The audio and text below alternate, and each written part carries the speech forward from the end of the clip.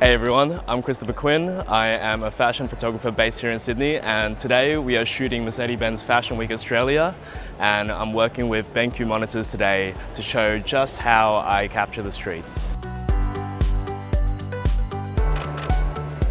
Today I'm shooting with the Canon 1DX with a fixed 85mm lens. Most people use a 70-200 while they're shooting street style, but for me the 85, it's just perfect because I'm able to visualize my image just before I raise my camera up and capture it. That makes it really good in situations where I'm capturing moments in the street and it's really fast because I know exactly how far I have to be away from my subject in order to capture what I've envisioned. I like to shoot in manual. The first thing I do when I get to Fashion Week is I look at all the areas of light inside the location, from the harsh light to the soft light to the shade, and I figure out what are the best settings to use in each light scenario.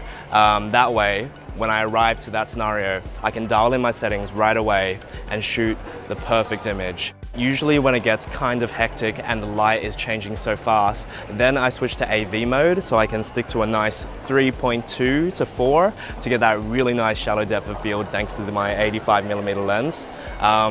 And of course, I shoot in RAW because when you're shooting the streets, color is really important. Magazines, readers, editors, they all want to see what the fashion looks like. They don't want to see what sort of crazy filter. They want to see what the true color of this fashion piece looks like. It's all about accuracy for me. So shooting in RAW, very important.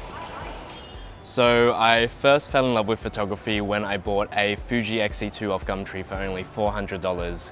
It was such a joy to shoot with. I shot photos of my friends, my family and my loved ones, and one of the places that I traveled to with the camera was Japan. I went on a 2-month trip by myself with $1,000 in my bank account, and the first thing I did when I got there was I bought a $500 bag. So there I was in Japan, $500 in my wallet, and I was thinking, how am I going to survive? Well, one of my friends suggested that I should shoot models for only $100, and that's what I did. I started a really simple website with some portraits of my friends, and I contacted every single model in Tokyo using Instagram, using Model Mayhem, saying, hey, I'll shoot your portfolio for only $100. I ended up coming back to Australia having made quite a bit of money thanks to that, and I started thinking, hey, I could actually make photography my career. I could actually turn this into a business.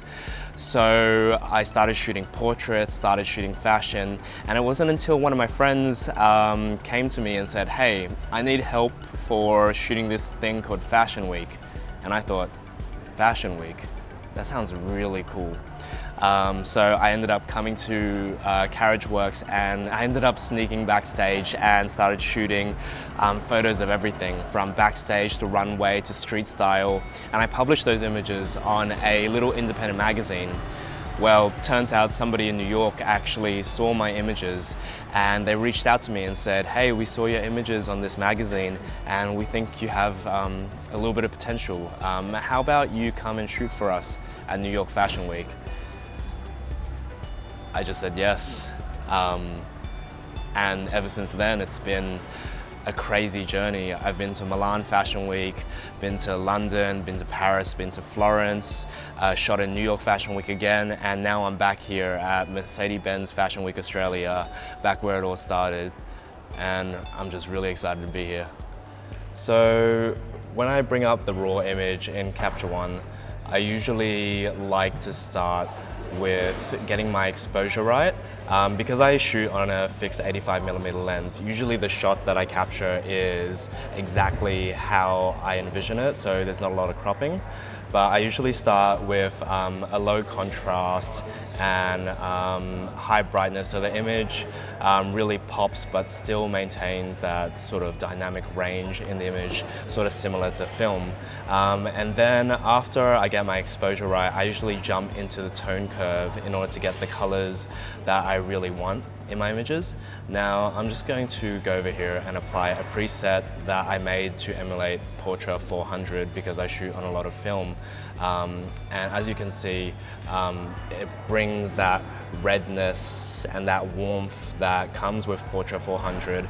And if you look here on my tone curve, I've actually adjusted each curve of the RGB curve in order to like give it this sort of color. So what I'm like seeing right away off my BenQ monitor is like the colors are just so vibrant and the detail in the image is just so crisp. You can see the beautiful gradient here from the light hitting her sunglasses go from orange to red, the gold is glistening, and her blue lipstick is just that electric blue. And I just love being able to see it right here in its true color on the BenQ monitor. So color management became really important to me because of a stupid mistake that I made. I was shooting a campaign for a client and the first thing she said when she got her images was, "Why do my images look so purple?" I quickly realized that it was because I was editing on a laptop that didn't have a wide enough color gamut to interpret the images in a very color accurate way. Back when I thought I was actually pushing the reds, I was actually pushing the purples in the images, and it made these images really, really purple.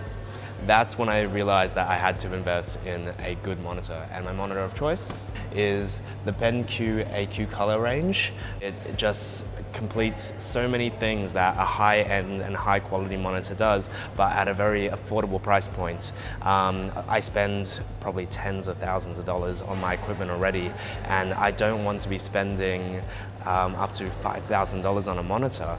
So choosing a monitor that fell within the $1,000 to $2,000 price range was actually perfect because it meant that I wasn't blowing out my budget and I'd still be able to achieve such high quality and color accurate images. Talking about color accurate images, the assurance that I get that the images that I edit are going to look exactly how they look on digital or print straight off the monitor is a huge bonus for me. That 99% Adobe RGB is just something that I can always rely on, and I know that because I've invested in this monitor, it's going to last for quite a long time. But I think the biggest win for me is portability. That snap-on, snap-off feature, it's just amazing. I'm able to take it pretty much anywhere. We're right here in the media center in Carriage Works, and I was able to take this monitor from my office to location.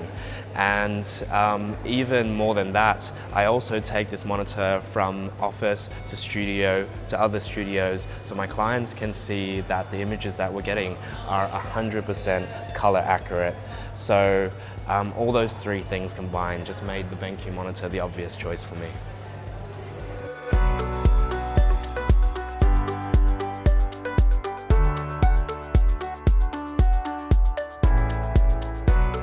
So we're finally here at the end of the day at Fashion Week, and we're in the beautiful Chinese gardens about to go into the double rainbow show. It's been a great day documenting great fashion, beautiful faces, and bold runways. For anybody who wants to start a career in documentary fashion or even fashion photography, I think the most important thing is relationships. When you're here at Fashion Week, make friends. You never know, a small conversation you have here at Fashion Week could lead to your first fashion campaign or your first fashion client. And the second thing is, do pay attention to the light, the color, and the images you create. Try to make them as accurate as possible. Designers, artisans, and craftsmen spend hours, days, and months trying to perfect shades into their clothing to create different and beautiful colors into their fabric. As a fashion photographer, I think our job is to try to recreate and reproduce those colors as accurately as possible, and also to make the images beautiful. So I'm about to go into the double rainbow show. I don't know when I'll be seeing you guys next, but hopefully New York Fashion Week. See you there.